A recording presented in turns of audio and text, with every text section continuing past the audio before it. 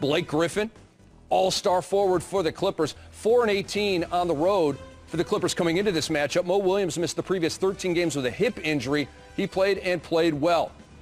And Blake Griffin slamming it down. Ooh. Clippers up 20-15.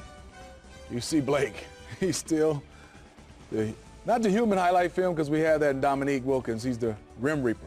Time winding down in the first quarter, and Blake Griffin beats the buzzer with a three, Coach Fratello.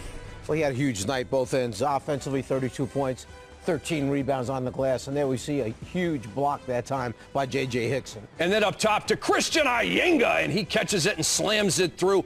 Mo Williams had 9 assists off the bench in the first half. Clippers down 3. Antoine Jamison, he drains the long jumper, fouled by Ryan Gomes. Three-point play gave the Cavaliers a 3-point lead. Now, late second quarter, Blake Griffin beats the buzzer again. You got to be kidding me. Great catch, great concentration, and you can see the touch by the young fella. He knocked it down. Clippers up 53-52 at halftime to the third. More Blake Griffin flying into the stands. And, Coach, watch the fan back there. Pretty excited to have his hands on Blake right there. Thought he was coming right into his lap.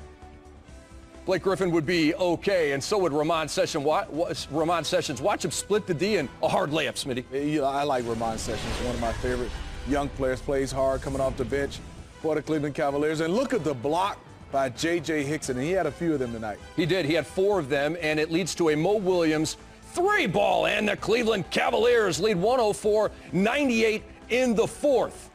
Another look at the block by Hickson. What a game he had. And we continue on with the highlights. Mo Williams, bad shot.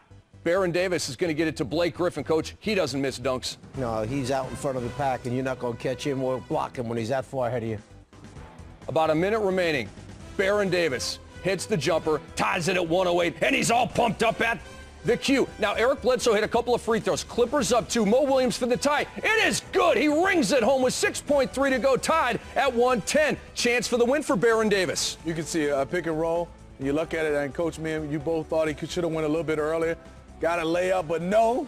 He thought he had a layup, and here comes J.J. Hickson with another huge block. J.J. Hickson tied his season high with those 4 blocks. Tied at 110, we go to overtime. And then it's Mo Williams to Antoine Jamison. He flips it up and in. Cleveland had a 6-point lead in overtime, but, Coach, back come the Clippers. Randy Foye hits a big 3 right here. It never was going to get away. You thought it was over and done, but the sudden push, and there he is in transition, stepping right into the three-point shot. A huge shot to bring it back to 120, 119. And then Antoine Jamison with a huge shot. It is good for 3, taking a 1-point lead to a 4-point lead with 22 seconds left. A little indecision on the defensive end of the floor for the Clippers. And then the inbound for the Clippers, down 4 to Blake Griffin.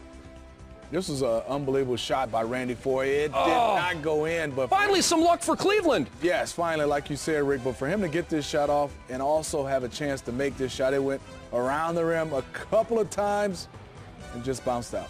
And you just had that feeling if that ball goes in, maybe the streak continues. But it's over. It's all over. The Cleveland Cavaliers snapped their 26-game losing streak with a 126-119 overtime victory. Antoine Jamison